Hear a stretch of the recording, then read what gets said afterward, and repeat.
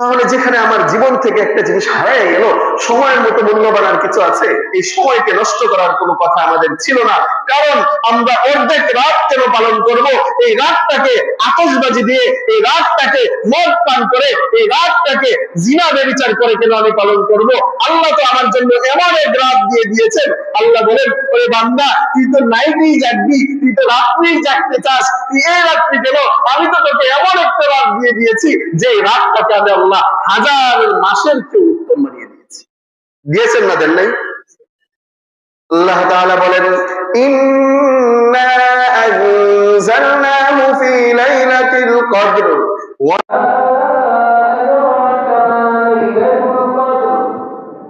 আমি লাইলাতুল কদর নাযিল করেছি। তোমরা কি জানো লাইলাতুল কদর কি? তুমি কি জানো লাইলাতুল কদর কি? আল্লাহ নিজে উত্তর দিয়ে দিয়েছেন, আরে তুই একটা গুনাহ করবি, এই গুনাহ কখনোই তুমি সারা বছর করতে পারবি না। আমি এমন এক রাত তোকে দিয়ে দিলাম, এই রাতে যদি তুই আমল করো, এই রাতে যদি আমরা ইবাদত করো, হাজার মাসের চেয়ে উত্তম রাত আমি দিয়ে দিলাম। আল্লাহ তাআলা নিজে উত্তর দিয়ে দিয়েছেন, লাইলাতুল কদরি খায়রুম মিন আলফি শাহর। এই রাতটাকে আমি হাজার মাসের চেয়ে উত্তম রাত হিসাবে আমি নির্ধারিত করেছি।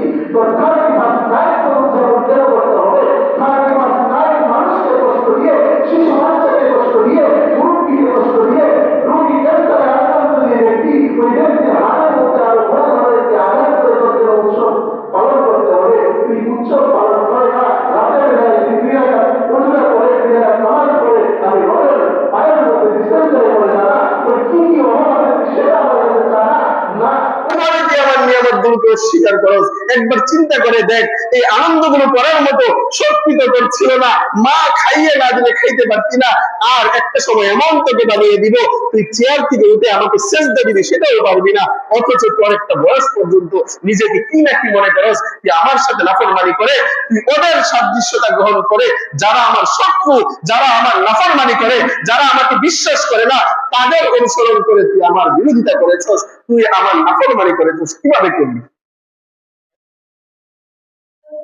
আল্লাহ তাআলা নিজেই প্রশ্ন করছেন, নিজেই প্রশ্ন করে জানতে চাইলেন কিভাবে করবে।